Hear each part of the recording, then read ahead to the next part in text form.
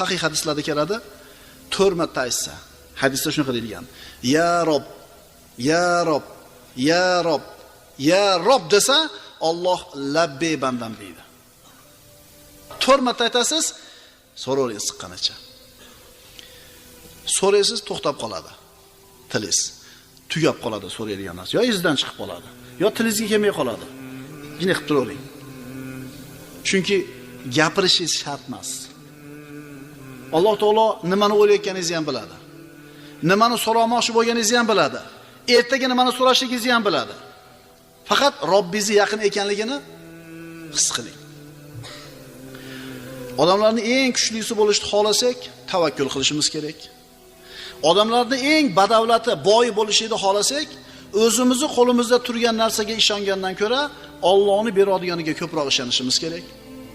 Odamlarning eng hurmatlisi bo'lishni xohlasak,